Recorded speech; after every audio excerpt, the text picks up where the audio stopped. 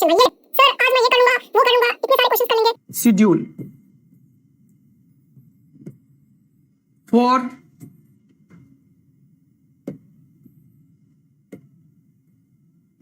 प्रयासियंस।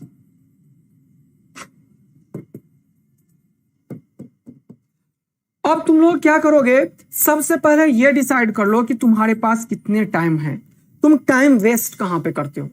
सबसे पहले एक कैलकुलेशन की आवश्यकता है, तुरंत से शेड्यूल तुम नहीं बनाओगे। मैं जो शेड्यूल दूंगा वो मैं अपने लिए बेस्ट बना सकता हूं, क्योंकि मुझे पता है मैं कब कब टाइम देता हूं, मैं कब कब पढ़ाई करता हूं, ठीक है ना।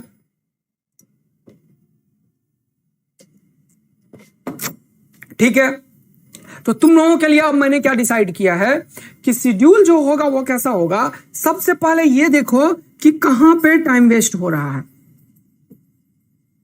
कहां पर टाइम वेस्ट हो रहा है।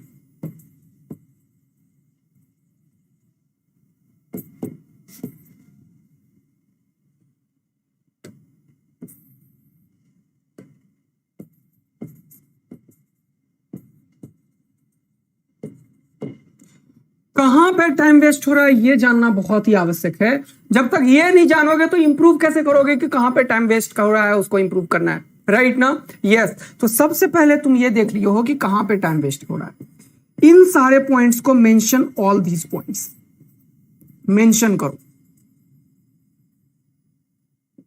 सपोज करो फॉर एग्जांपल कि टाइम वेस्ट तुम्हारा कहां होता है, मैं ये बताता हूं। डे ड्रीमिंग में टाइम वेस्ट होता है। मैं आज तुम्हें एकदम चीज बताऊंगा कि एक्चुअल बच्चे कहां सफर कर रहे होते हैं। डे ड्रीमिंग में टाइम वेस्ट हो रहा होता है, बैठ गए किताब के आगे, सर आज मैं ये कर लूंगा, वो कर लूंगा, इतने सारे क्वेश्चंस कर लेंगे, उसके चक्कर में 35 मिनट्स खत्म।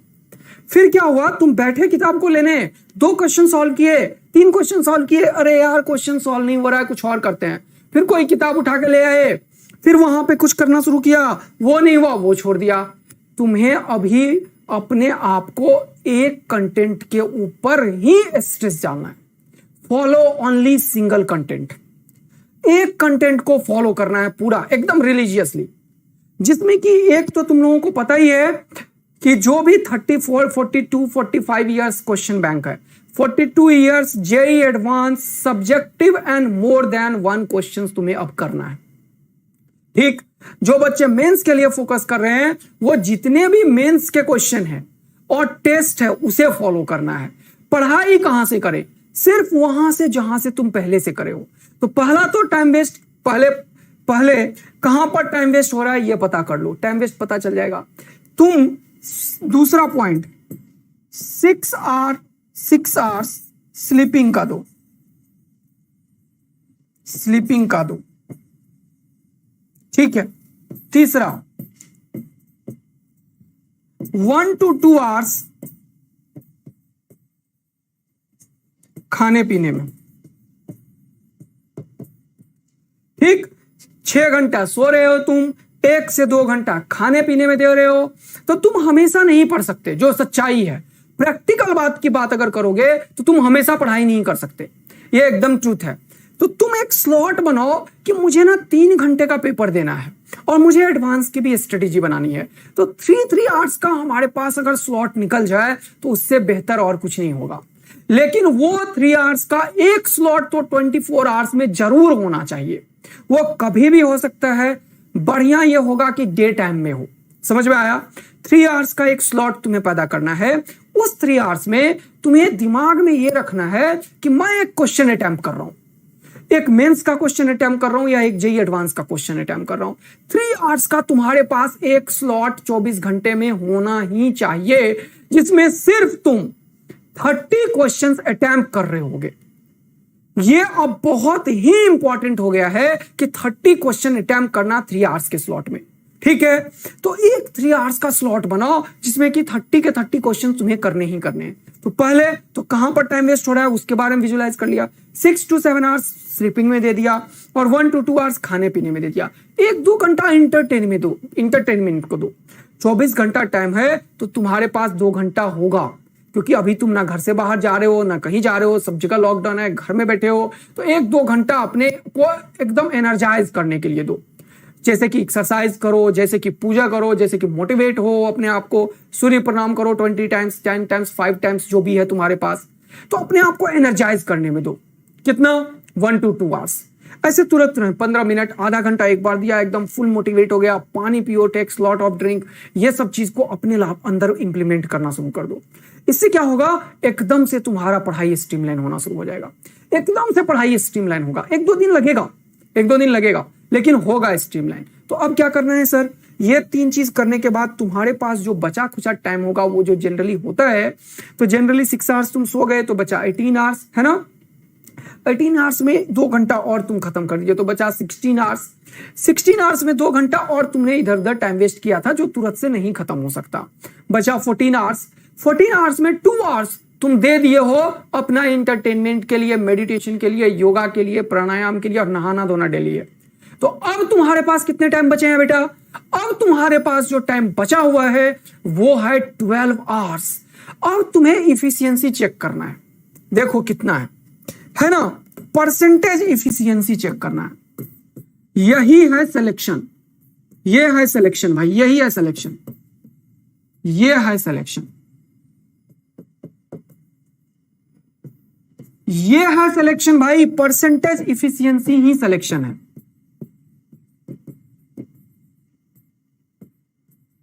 ये percentage efficiency of study hour,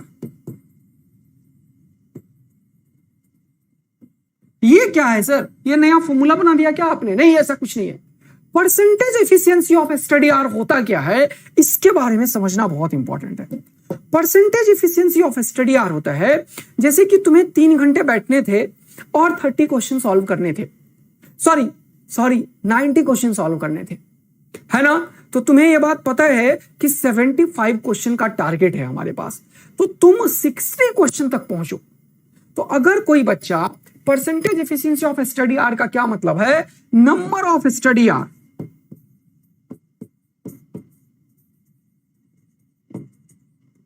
given जो तुमने दिया divided by effective numbers of hours.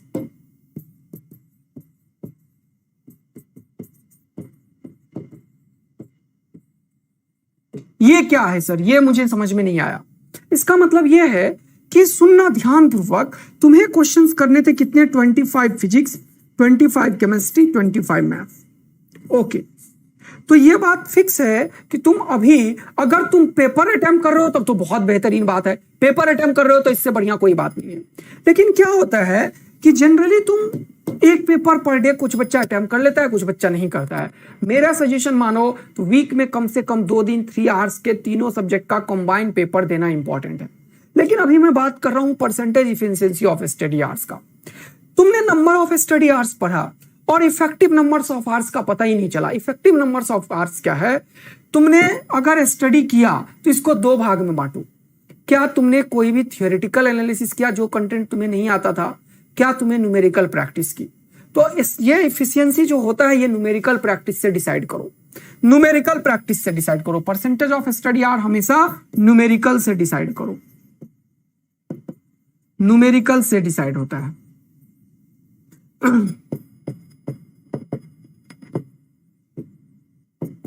अब इतने सारे स्ट्रेटेजी की आवश्यकता क्यों है, यह सबसे इंपॉर्टेंट क्वेश्चन है कि सर ये सब चीज जानने की आवश्यकता क्यों है। क्योंकि हमारे पास बहुत फालतू टाइम है। जब हम लोग ये सब चीज का एनालिसिस नहीं करेंगे तब हमारा सिलेक्शन नहीं हो सकता। 2 इयर्स क्लासरूम कोचिंग के बच्चे, 1 ईयर क्लासरूम कोचिंग के बच्चे जो होते हैं, जिनके पास लॉन्ग टाइम होता है, 11th वाले बच्चे नन्हे मुन्ने आ जाते हैं कोचिंग में, उन सबको ये सब चीज बताना पड़ता है। क्यों? क्योंकि वो सबको इतना ज्यादा एम्प्लॉयमेंट ऑफ टाइम होता है कि वो बहुत ही बढ़िया तरीके से टाइम वेस्ट कर रहे होते हैं, जैसे कि आजकल आप लोग कर रहे हैं, हमारे प्रियासियंस कर रहे हैं। वो क्वेश्चन का आंसर तक नहीं करते एक भी, ठीक है ना। तो वो चीज को रिड्यूस करने के लिए अब हमें करना पड़ेगा क्या, न्यूमेरिकल से डिसाइड होता है percentage efficiency of study hour. तुम क्या करो, तुम्हें कम से कम 60 क्वेश्चंस करने पड़ेंगे।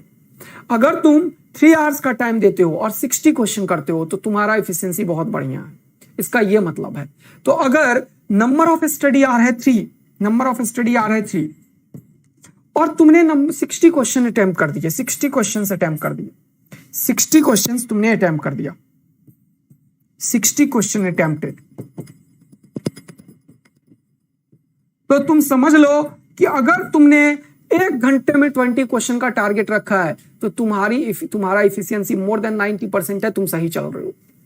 तो नंबर ऑफ स्टडी आवर्स यहाँ 3 आवर्स हो गया और इफेक्टिव नंबर्स ऑफ आवर्स भी 3 आवर्स ही हो गया अगर तुमने ऐसा किया। तो ये 100% एफिशिएंट काम कर रहे हो तुम्हें कोई जरूरत नहीं है टेंशन लेने की। यदि तुम कभी भी कोई पेपर लेते हो 3 आवर्स देते हो और अगर उसमें 60 क्वेश्चन तक क्रॉस कर रहे हो, सही करेक्ट क्वेश्चन 60 करके रख दे रहे हो, तो तुम्हारा एफिशिएंसी बहुत बढ़िया चल रहा है। तुम रेगुलर करते रहो, तुम्हारा सिलेक्शन होगा, तुम्हारा एडवांस भी निकलेगा, मेंस भी निकलेगा, बहुत बढ़िया होगा। ये बात समझ में आ गया? तो आई होप कि आपको ये जो मैंने बताया है आज कि percentage efficiency of study hours, इसे इंप्रूव करके 100% तक ले जाना है और जो बच्चा ये काम कर लिया वो सेलेक्ट हो जाएगा।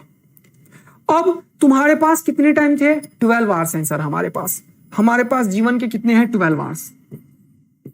12 आवर्स में से 3 आवर्स पर डे ऐसा होना चाहिए, 3 आवर पर डे न्यूमेरिकल्स का रेगुलर प्रैक्टिस होना चाहिए। न्यूमेरिकल्स रेगुलर प्रैक्टिस होना चाहिए।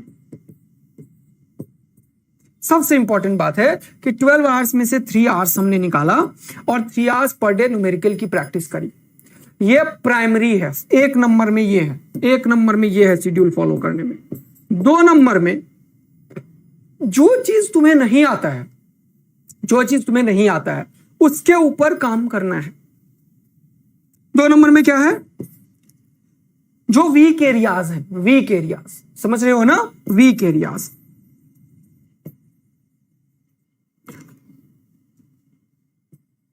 इसके ऊपर वर्क करना है। वीक एरिया फिजिक्स का, केमिस्ट्री का, मैथ्स का, ये वीक एरिया को स्ट्रांग बनाना बहुत इंपॉर्टेंट है। और जो तीसरा स्ट्रांग एरिया है, जो स्ट्रांग है उसका एडवांस लेवल तक पहुंचना है।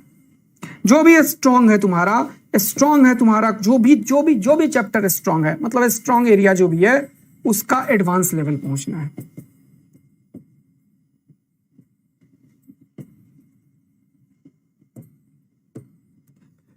स्ट्रॉन्ग एरिया को एडवांस लेवल तक पहुंचाना है, वीक एरिया को और ज्यादा स्ट्रॉन्ग करना है, वीक एरिया को स्ट्रॉन्ग तक पहुंचाना है। और जो 3 आवर्स का per day numerical regular practice करना है। और अंतिम समय में लास्ट में हर एक दिन क्या करना है, रात को तुम्हें पूरा का पूरा विजुअलाइज करना है कि हमने 12 आवर्स का फिर से सही यूटिलाइज किया था या नहीं किया था। अब मैंने तुम्हें यह बता दिया कि तुम्हारे पास ऑन एवरेज ये 12 आवर्स तो तुम नहीं पढ़ पाओगे, जो फिर से सच्चाई है। 8 to 10 आवर्स पढ़ने का है, 8 to 10 आवर्स। यहां तक अगर तुमने इफिशियंसी 100% रख लिया, या 8 to 10 आवर्स का इफिशियंसी अगर 100% रख लिया, परसेंटेज इफिशियंसी इसका कितना रखा है? 100%, तो तुम्हारा सिलेक्शन कोई नहीं रोक सकता है।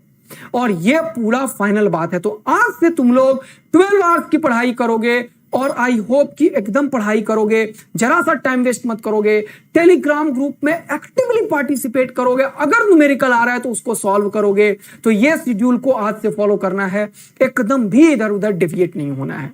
अपने हेल्थ का ख्याल रखना है, मेडिटेशन योगा करके 2-3 घंटे देके, 6 घंटा आराम से सोना है, वो भी ध्यान रखना है। और बाकी टाइम में अपने आप को पूरे तरीके से झोंकना है फिजिक्स, केमिस्ट्री, मैथ के पीछे। क्लियर है ना? यस।